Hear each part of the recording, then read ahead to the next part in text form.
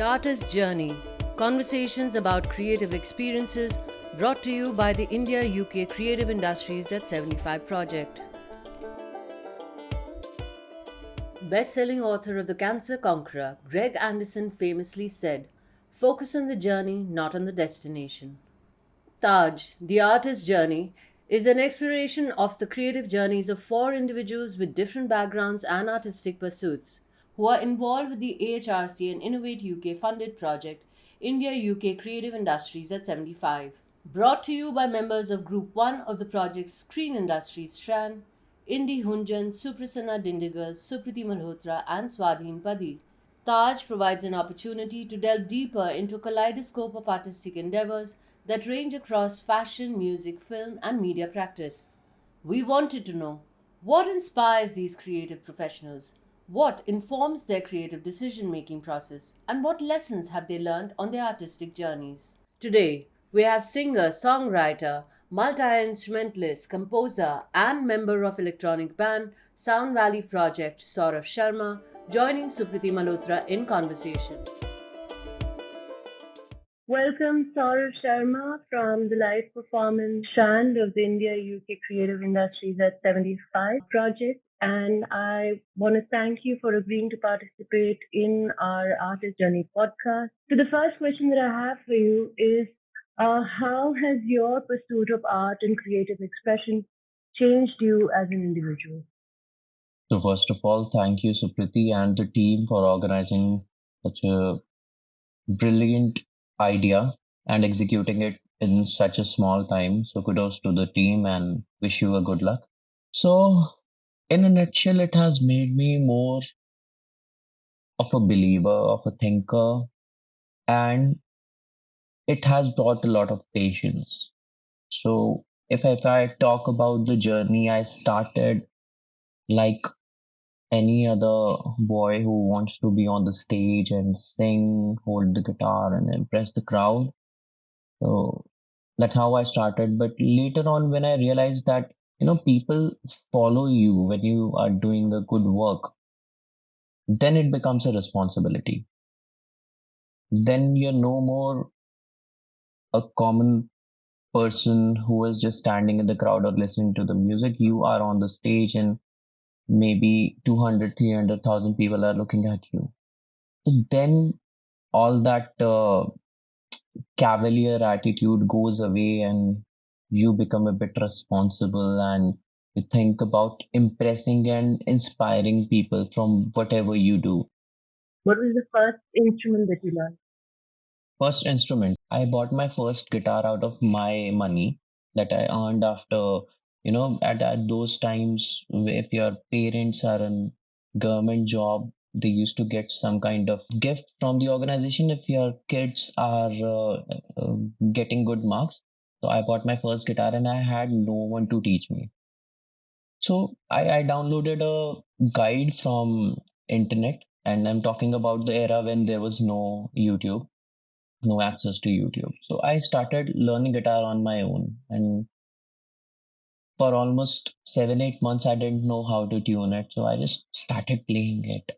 I think that was my first year in the college. I was 16, 17-year old. After that, I decided to learn at least one instrument every year. So till date, I know how to play almost 10 to 11 instruments, which include a lot of folk instruments that is being played in Rajasthan or Punjab. So I'm a self-learned instrumentalist, you can say. But that's an amazing journey. I still remember each and every second of what I have played, how I have played. If I got stuck somewhere, I still get stuck a lot in many things while playing. But that's a very beautiful journey. When you are a learner, it's always beautiful. So tell me, you mentioned that, once you have an audience of 200 and 300,000 people, it makes you a little more responsible as an artist. So what was your first stage performance as, with your guitar and singing? And how many people, what was that like? What did that teach you? So in my first year of college, I have struggled each and every day because To be honest, I was not very sure about music. I was doing it just it looks cool. I need to flaunt something in front of my friends, or maybe I liked it. I was not sure why am I doing that. So I still remember in the annual fest of my college, which is PGDAV, till the date of performance, nobody was sure that Saurav would sing or do something on stage. Everybody was very unsure because whole year I think I've disappointed everybody. At least my seniors I have. So my first song in the college was Hotel California, and that's a pet song. I sing it well. Apart from that, I don't think I was able to sing anything good at that time. So whole year, my like I said, till date of that annual festival, the band performance, my seniors were very unsure, very much. And then I got on the stage, and I remember we did a medley, and there was a rap that I did. It was a rap of Eminem without me. And I remember when I got off from the stage, everybody was happy with my performance, and my senior suddenly lifted me up and he was like, "Man, you did it. You killed it today." And I was like, "What happened? Did I really do something good, or was that a sarcasm?"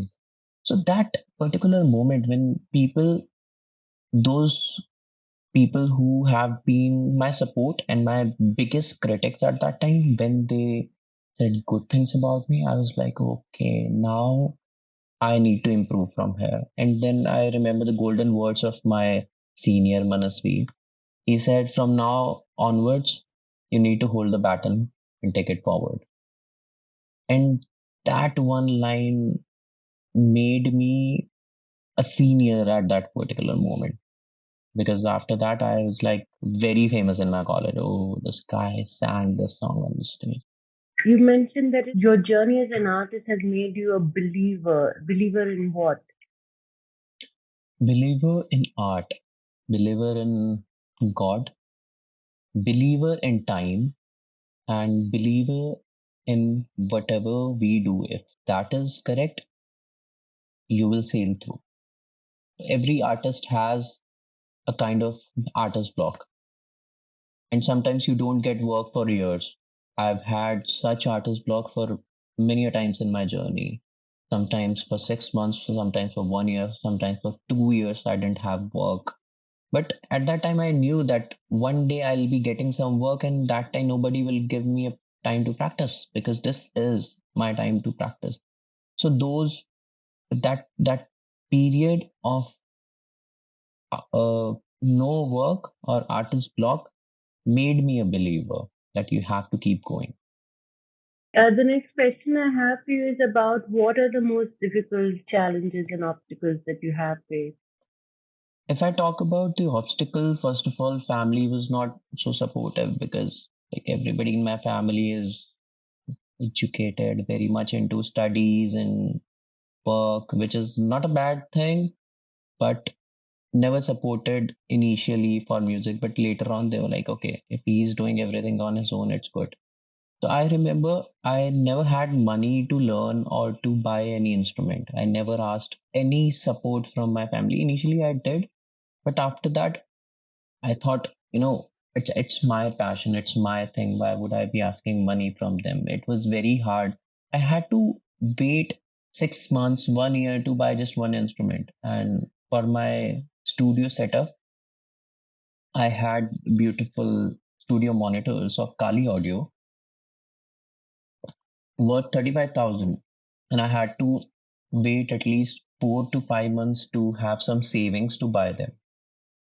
So finances have always been a difficult part, but I somehow got a way through. And that was a very smart way. And I always used to recommend people never crave about money or anything in in your passion. Just imagine you're in love with somebody and you need to go out on a date. How would you manage the funds? Just simply, you are earning it from somewhere and you're spending it somewhere. For example, you want to buy a car. People can spend things on luxuries, why not on art? That was my thought from the very beginning. So I started giving classes, and then I used to earn money, and then I used to learn from that money. And slowly I bought instruments, and then I got a job in corporate, and 40 hours, 45 hours a week, 45 hours a week. I'm working, and rest of the time I'm spending that money on learning, improving my vocals, improving my skills in music. So it was very difficult, very, very difficult, because sometimes you have expenses that you can't avoid, and at the same time you need something for your show or some. So that was one difficult part. Another one, I never had anybody who supported me throughout, but just one or two friends.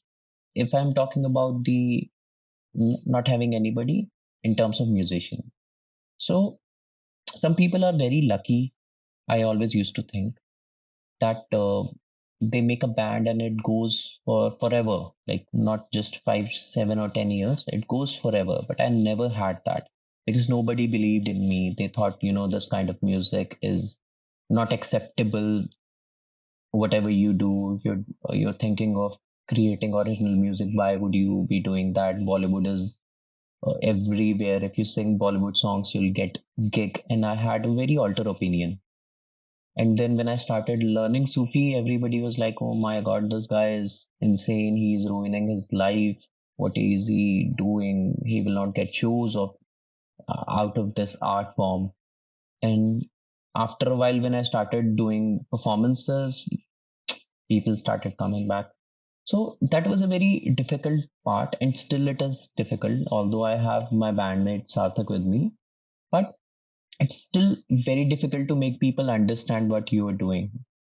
And you said that you worked as a in a corporate company. What kind of work did you do, and what was that experience? Because that's literally like a you've taken a practical decision that bills have to be paid, and we need a steady income. And so, what kind of work did you do, and how was that experience trying to balance like a regular day job and still trying to pursue your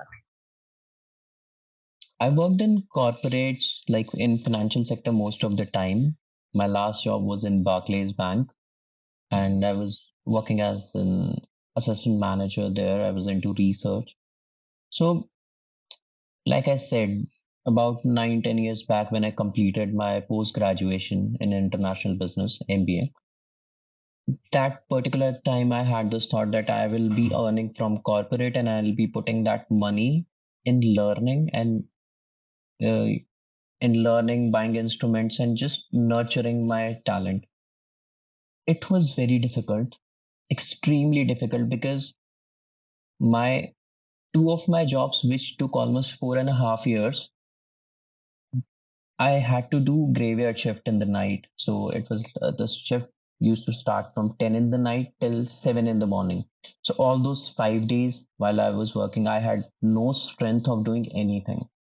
I used to come to office, go home and sleep. And that particular shift, for almost 1 year, I was very depressed because, lack of sleep, lack of energy, and I couldn't do anything. But after that 1 year, I decided, see, this is going to be my life, maybe for a long time. So let's not just stop here. Utilize the time that you have in the day. So from that particular thing taught me to be strong, to be focused, and never let anything come in your way. Never let anything down you. So during that period, I did my first IIT Delhi show, and I've done in numerous shows during those 4.5 years of journey. So it was difficult, but it is just a way of looking. you started with learning Sufi music, performing, and that was difficult as well in terms of support because a lot of people didn't believe in you really, right? True. What is that today? How do you look at it today? A lot of people said, no, this will not work, this will not work. What are you singing? Some people made fun of it because, acceptance of things are very hard. It takes time, it takes patience. It makes you a learner, and nobody wants to be a learner.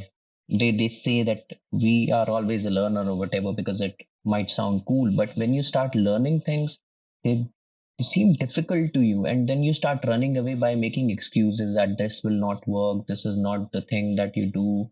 See how people are earning. So I never had that comparison or that thought in my mind that I will be earning from this. I was very happy singing Sufi or something that could touch the soul. What is it about Sufi music or Sufism that draws you as an artist? I think this is the kind of music that I always wanted to do, but it took a time to discover. I think I connect better. It's not about the technicality, it's about the connection. And reading about all those Sufi poets, saints, so that actually made the change happen. I feel more connected, and that sound, the music that I make or I like to listen is very much around that Sufism aura. So from Hotel California, right, Mm-hmm. to Sufi music, to Mm-hmm. fusion electronica, that literally has been your journey as an artist. For you as an artist, what does that mean to you to be able to dabble in these different musical forms? Do you think it enhances your experience as an artist, or it doesn't? I mean, how does it matter to you the fact that you are able to connect with different musical forms? So I believe it's very important to diversify yourself, to keep evolving, and to evolve you need to expose to different kind of music, different kind of sounds. Electronic music made me do that. It helped me a lot because here we play with the sound, we play with the soundscape, we create different kind of sounds. So for example, if I'm taking an alap, I particularly create a background sound which corresponds, which relates to that emotion and which can touch. So there are different kind of sounds. Zen sounds are there. Uh, some sounds that we put inside a song which you cannot distinguish while listening, but it comes into your ear and slowly it melts down to your heart. And it is very important to show this to the world, show this to the audience that what all we guys can do, not just me, but you are the listeners, you, those who are out. So after releasing my first album, many of my musicians friends, they came to me and they were like, we never knew that you are doing this, because they always thought, Sufi artists are with tabla, dholak and harmonium. So now I've given it a very different uh, dimension, and when they listen to the music, they're like, God, what is being played? I played it recently at a private event, and these guys were like, what are you doing with the music? Initially, it started off with amazing kick, then with soundscape, and then with your Sufi thing. It's just something very new. But I know many artists, they still play it. Do you have a favorite project, piece of music composition or writing? Are you talking about my project or any external? You can do both. I mean, you can tell me your favorite music album, your favorite song that you have made, and you can also tell us about anybody who inspires you. Okay, my song, I think the one that I've released in collaboration with India UK Creative Industry Project, Birmingham University. So that one is by far my favorite track, Pardes. And then there is a track called Ali. There are two tracks which are not yet released, and they're also favorites. So like it's like every child of mine is my favorite. Last Mhm. question, Mhm. advice that you have for other musicians, aspiring musicians who want to venture out from the regular fare? What is the advice that you have for them? Yeah, I'm still a learner to give any suggestion, but out of my experience, what I could say is always be a believer. Never give any excuse that you have uh, a job, or you don't have money, or you don't have shows. That is why you're not doing music. Music is not about showing to people, it's about showing you it to yourself, singing for yourself. Once you start singing for yourself, then the actual music comes out. So always stay focused, keep on practicing, keep on reading the things that you are singing. Wonderful. Thank you so much, Saurabh. This has been absolutely really nice. Thank you very much for your time, Supriti, and I appreciate your effort, and kudos to the team. Bye bye, have a good day.